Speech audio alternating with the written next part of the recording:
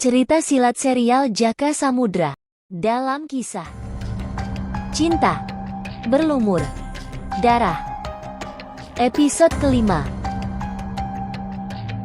Pada episode yang lalu diceritakan, Samudra menemui Blorong untuk menanyakan siapa utusan yang membunuh orang-orang golongan sesat. Tapi setelah dijelaskan, Samudra masih meragukan kejujuran dari semua keterangan Blorong itu. Jangan lupa subscribe dan aktifkan lonceng agar update cerita terbaru selalu bisa kalian terima. Terima kasih. Selamat mendengarkan. Angin laut pantai selatan memang menenangkan. Namun kadang jika cuaca berubah maka timbul suara menderu-deru, mendorong riak ombak menjadi besar dan tinggi berkejaran menuju pantai. Saat itu Blorong masih berusaha menjelaskan kepada Samudra tentang pembunuh yang dia utus adalah bukan dari bangsa manusia. Tapi Samudra belum juga percaya, bahkan menuduh Blorong sengaja mempersulit dalam usaha mengungkap pelaku sesungguhnya. Pada saat itu, entah kenapa tiba-tiba Blorong seperti mendengar suara Begawan Ismaya yang sedang berbincang dengan Ratu Kidul. Didengarnya semua kata-kata Begawan Ismaya, dipikirkannya, direnungkannya. Di depannya, Samudra masih mendesak untuk bicara jujur. Lalu, Samudra berjalan menuju tepi tebing di depan Gua Semar.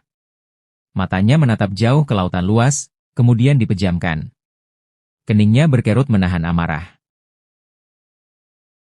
Tanpa disadari Samudra yang sedang membelakangi Blorong, terlihat Blorong sudah bersimpuh di tanah.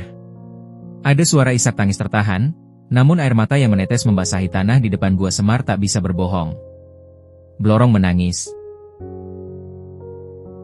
Kata-kata Begawan Ismaya atau Semar sungguh-sungguh merobek hatinya. Rasa malu, marah dan penyesalan berbaur di kepala jin paling ditakuti di sepanjang pesisir selatan itu, setelah Ratu Kidul.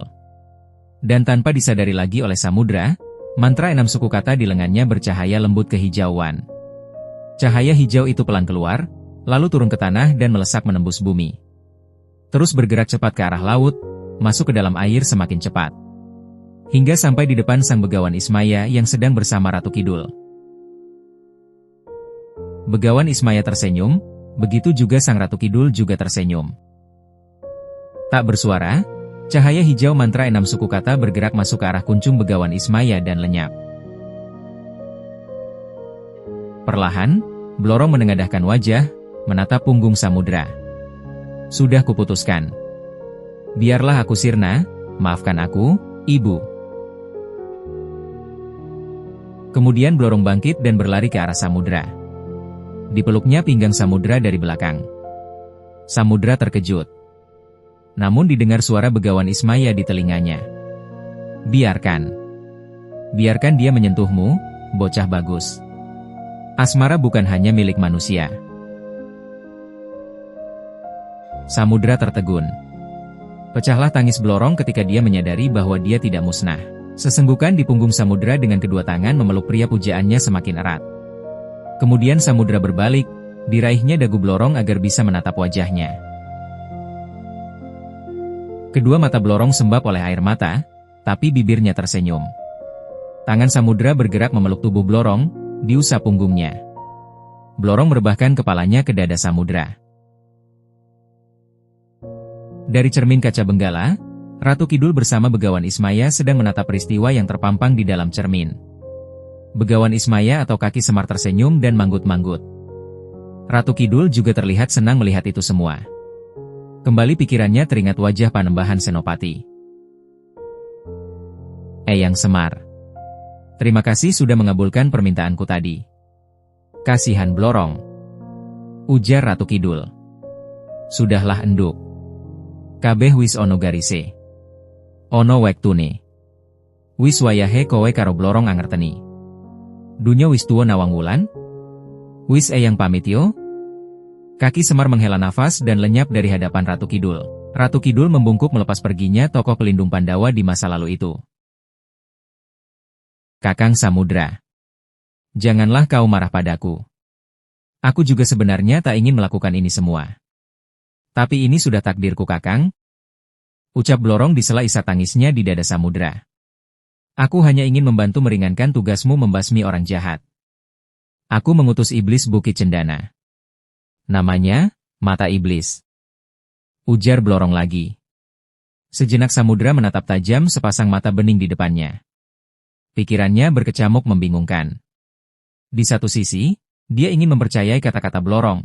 Di sisi lainnya Samudra heran, karena Blorong bisa menyentuhnya bahkan bisa memeluknya. Sekarang, Kakang pergilah ke Bukit Ular. Di sanalah sasaran mata iblis berikutnya. Markas Datuk Sesat Barat. Ada dua orang yang Kakang kenal mungkin memerlukan Kakang Samudra di sana, bisik Blorong sambil melepaskan pelukan Samudra. Mata mereka saling bertatapan. Mata Blorong memejam, dan angin pesisir mengusap dua bibir yang saling berpagutan. Hangat. Dari jauh, kaki Semar menatap insan berbeda alam yang sedang dilanda cinta itu. Cinta yang berlumuran darah.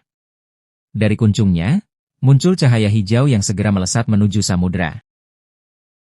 Berbekal petunjuk dari Blorong, Samudra segera meninggalkan pantai selatan diiringi tatapan sepasang mata bahagia tiada tara.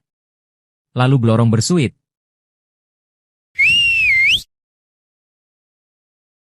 Tak lama, derap kuda hitam bertanduk emas terlihat berlari cepat ke arah Blorong. Sarpakenaka berjingkrak di depan Blorong ketika majikannya itu bersiap melompat ke punggungnya. Kemudian Sarpakenaka berlari secepat angin menuju ke tengah laut selatan dan sekejap hilang dari pandangan. Di Bukit Ular, hari lepas tengah hari. Langit agak mendung menyelimuti bukit. Di dalam gua, Kiai Cendana dan Kirawu menunggu hari gelap dengan bercakap-cakap. Kirawu sudah membuka bekal di gembolan pinggangnya yang berisi makanan ringan, ubi rebus dan gula merah. Kiai Cendana membuat api, memasak air untuk membuat rebusan jahe dan gula merah. Tak terasa, hari pun menjelang senja. Suasana temaram perlahan tiba, merangkul beranjak menjadi gelap. Kesunyian dan udara dingin merambat ke sekeliling Bukit Ular. Kirawu. Sepertinya kita tak perlu menunggu malam, bisik Kiai Cendana. Maksudnya? Tanya Kirawu berbisik pula. Kiai Cendana menunjuk ke suatu tempat, agak jauh dari tempat mereka bersembunyi.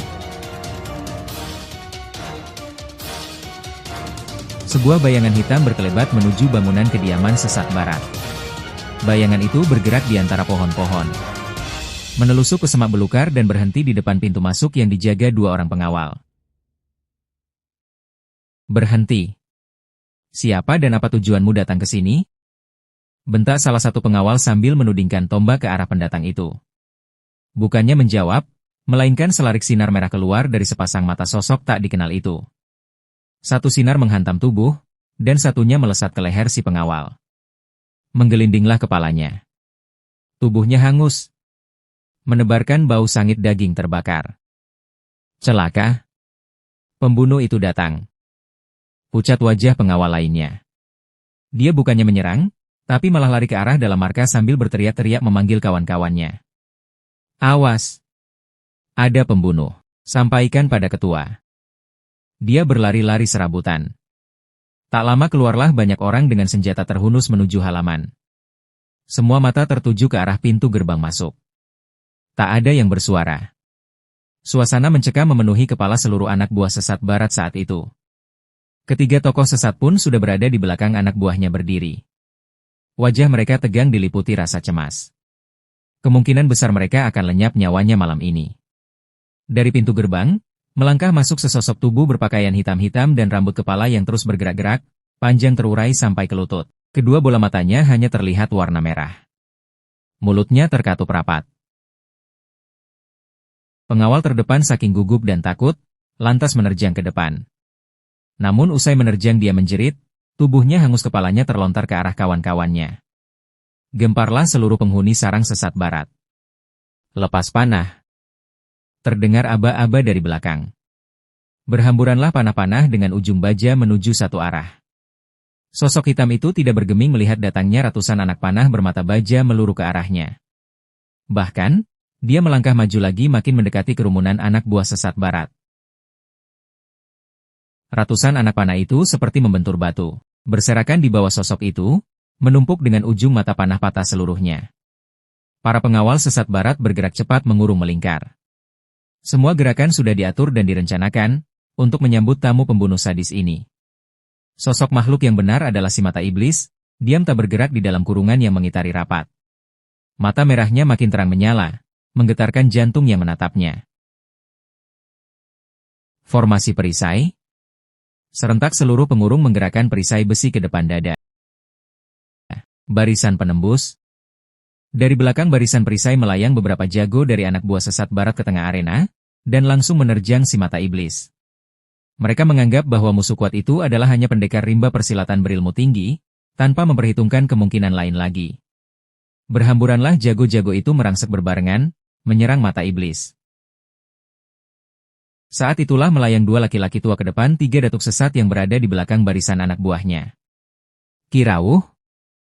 Sesat barat terkejut melihat siapa yang datang. Suruh anak buahmu mundur. Jangan kau korbankan anak buahmu sia-sia. Pelaku pembunuhan itu bukan pendekar atau manusia biasa, ujar Kirawuh. Maksudmu apa, Ki? Jawab sesat barat curiga. Di pihak manakah kau saat ini, Ki? Kalau di pihak pembunuh itu, mari kita bertarung sampai salah satu binasa. Tantang sesat barat. Kirawuh mengerutkan keningnya, sedikit jengkel melihat bahwa sesat barat malah menuduhnya berkomplot dengan pembunuh itu. Ketahuilah Datuk Goblok. Yang berdiri di tengah halaman itu bernama Mata Iblis. Dia bukan sebangsa manusia seperti kita. Jadi, bukan aku hendak membunuhmu. Aku bersama sahabatku Kiai Cendana akan berusaha menghentikan perbuatan makhluk ini. Ujar Kirawuh. Apa? Siluman? Hampir bersamaan ketiga mulut datuk sesat itu melongo belum percaya. Kakang. Bagaimana ini? Ilmu kepandaian kita hanya untuk berkelahi dengan manusia. Loh, iki siluman. Piye jal? Bisik sesat utara pada sesat barat. Yo wislah. Biarkan saja kakek tua itu yang menghadapi. Kita diam saja di sini. Kalau kedua kakek ini modar, awae dewe melayu wae. Pemikiran pengecut sesat selatan muncul.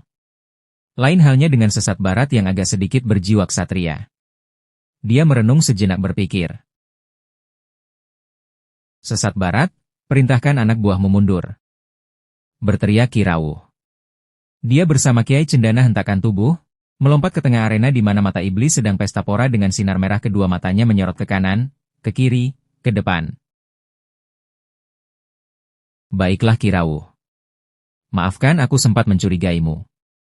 Aku terpaksa harus menyelamatkan diri. Maaf Ki. Maaf. Lantang sesat barat berseru, karena Kirawuh sudah melompat ke tengah arena pertarungan bersama Kiai Cendana. Sungguh kejam perbuatan siluman gondrong ini. Habisi semua golongan sesat tanpa ampun. Itu bunyi perintah dari Blorong pada mata iblis. Tiba-tiba dia menghentikan kesadisannya menghabisi orang-orang kaum sesat, ketika dua sosok tubuh sudah berdiri di hadapannya. Matanya yang berwarna merah menatap tanpa berkedip. Rambut panjangnya bergerak-gerak bagai ular yang siap mematuk. Kirawuh agak bergidik menatap mata makhluk siluman itu. Sedangkan Kiai Cendana hanya diam saja, namun mulutnya kelihatan kemak-kemik membaca doa. Hentikan perbuatanmu, iblis. Tegur Kirawuh tegas. Percuma dia tak bisa berbicara. Dia tak punya lidah. Bisik Kiai Cendana. Kirawuh manggut-manggut. Owalah. Jebule setan bisuta. Tiwas tak takoni sampeyan dab? Ucap Kirawuh sambil tersenyum sendiri.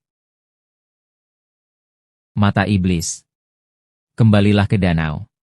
Tak perlu lagi kau menuruti perintah Blorong, ujar Kiai Cendana. Meskipun mata iblis tak dapat berbicara, namun dia mengerti bahasa manusia.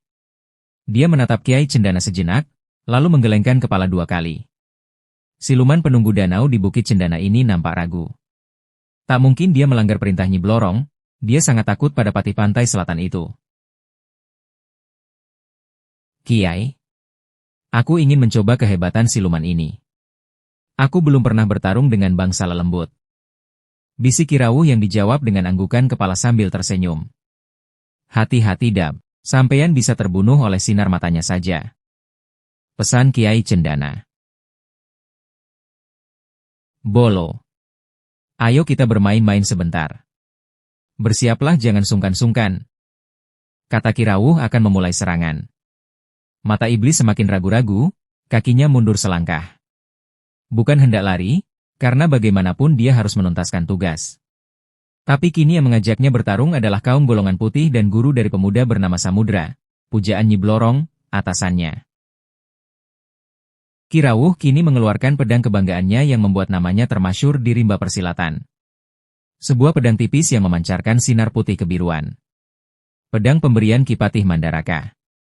Diawali sebuah jurus pembuka, Ki Rawuh memainkan jurus tingkat tertinggi dari perguruannya karena tak mau mengambil resiko menghadapi lawan yang bukan manusia. Ketika pedang ditarik dari sarungnya, terdengar suara berdesing keras menusuk gendang telinga. Wah! Itukah pedang hujan? Pemberian Patih Mandaraka? Kiai Cendana berseru dari pinggir arena memuji pedangnya. Ki Rawuh tersenyum dan mengangguk. Mata iblis tak lepas memandang setiap gerakan Ki Rawuh. Angin di sekitar arena pertarungan berubah menjadi dingin, disertai turunnya rintik hujan. Itulah kehebatan pedang hujan. Saat jurus lapisan tertinggi dimainkan, maka akan dibarengi turunnya hujan di tempat di mana berada pedang hujan. Namun siluman tetaplah siluman. Meskipun perintahnya adalah membasmi golongan sesat, tapi andai ada pihak lain dari golongan putih yang menyerang maka dia pun tak akan diam saja. Yang membuat mata iblis masih saja ragu, karena sekarang di depannya adalah guru dari pria yang disukai Nyi Blorong. Kiai Cendana sudah bersiap jika Ki Rawuh dalam posisi berbahaya, segera dia akan membantu. Dengan bentakan keras, pedang hujan meluncur deras ke arah dada mata iblis. Bunyi mencicit terdengar dari bilah pedang, karena gesekan angin dan hawa mukjizat pedang. Tak ada perubahan pada raut muka mata iblis. Biasa saja. Padahal jurus pembuka yang dimainkan Ki Rawuh, pendekar tingkat atas pun tak akan berlaku sembrono jika ingin menangkis derasnya serangan pedang hujan ini. Ujung pedang belum sampai ke tubuh mata iblis, kira-kira masih sejengkal jaraknya. Namun mata iblis merasakan benturan lunak di tubuhnya. Ternyata mata iblis kebal meskipun yang menyentuhnya adalah pedang pusaka. Tubuhnya hanya terdorong ke belakang 2 langkah. Ini kehebatan yang ditakuti pendekar, baik golongan putih atau hitam. Jika pedang hujan sedang digunakan, tak harus sampai ke tubuh lawannya. Dalam jarak masih sejengkal, tubuh musuhnya pasti sudah menjerit berlumuran darah. Si mata iblis terperanjat. Ternyata ada rasa sakit menembus dadanya, walaupun pedang itu belum bisa melukainya. Menyadari situasi, Ki Rawuh melenting ke belakang, lalu matanya menatap tajam ke arah mata iblis. Dia kebal. Siluman ini tak mempan oleh pedang hujan? Gumam Ki Rawuh. Mata iblis tak bergerak. Dia menanti serangan berikutnya dengan tetap diam di tengah arena.